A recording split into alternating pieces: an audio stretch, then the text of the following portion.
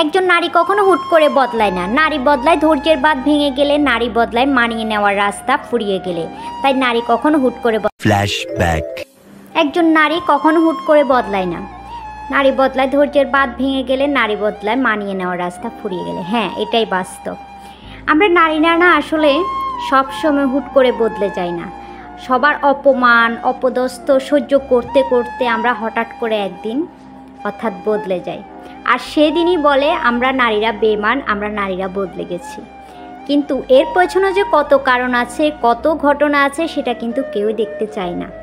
একজন নারী দিনের পর দিন স্বামীর অপমান সহ্য করে অর্থাৎ থাকে, একদিন সব ঠিক হয়ে যাবে এ আশায়। কিন্তু সেদিন কি কোনো দিন আসে বলেন? ভালোবাসা কখনো ভয় কখনো সহ্যের উপর টেকে না, জানেন?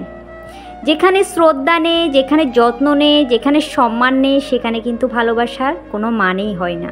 যতই আপনি উপরে উপরে ভালোবাসুন, যদি আপনার স্ত্রীকে আপনি সম্মানই করতে না পারেন, আপনার সহধর্মীকে যদি আপনি ভালোবাসা শ্রদ্ধা যত্ন দিয়ে আগলেই রাখতে না পারেন, তাহলে সে ভালোবাসা কিন্তু কোনো কাজেই আসে না। যতই আপনি ভালোবাসি ভালোবাসি বলেন, কিন্তু ভালোবাসি প্রকাশ পায় অর্থাৎ যত্নে সম্মানে অর্থাৎ আপনার ব্যবহারে। আর আমরা নারীরা কখনো জানেন একজন অর্থাৎ স্বামী হিসেবে কাউকে কখনো অপমান অপদস্থ করতে পারি না। কারণ আমরা নারীরা সব সময় কিন্তু ভালোবেসে আমাদের সংসারটাকে, আমাদের স্বামীকে, আমাদের সংসারকে আগলে রাখি। একজন পুরুষ মানুষ দিনের পর দিন তার স্ত্রীকে অসম্মান করছে, অযত্ন করছে, কিন্তু একবারও কি ভেবে দেখেছেন আপনার স্ত্রীর প্রতি আপনার অসম্মান, দিনের পর দিন আপনার অযত্ন, আর কতদিন আপনি এভাবে তাকে ধরে রাখতে পারবেন? আসলে এই কারণেই একটা নারী বদলে যায়।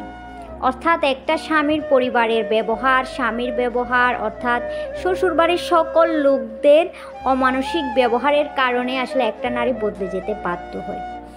একটা নারী কখনো বাবার ঘর থেকে বদলে গিয়ে আসে না।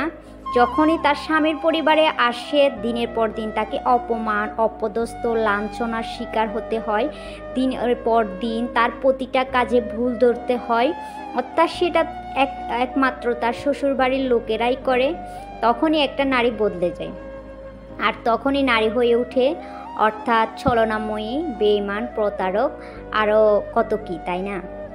আর আমরা যারা গৃহবধূ আছি, আর আমাদের তো এরকম কথা অহরহরই শুনতে হয় যে শ্বশুরবাড়ির লোকেরা যে আমাদের প্রতিটা সেকেন্ডে সেকেন্ডে ভুল ধরে।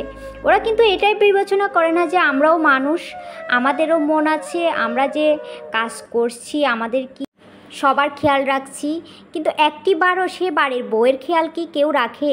কখনোই কেউ রাখে না। আর এই যে দেখতে পাচ্ছেন, আমি আজকে খুবই শর্টকাটের মধ্যে অর্থাৎ ঢেঁড়স ভাজি করেছি। আর ঢেঁড়স ভাজি বা ভেন্ডি ভাজি যে যেটাই বলেন না কেন, আসলে যতই রোজার দিন যাচ্ছে ততই আসলে শরীরটা দুর্বল হয়ে যাচ্ছে রোজা রাখতে রাখতে মনে হয় হয়তো।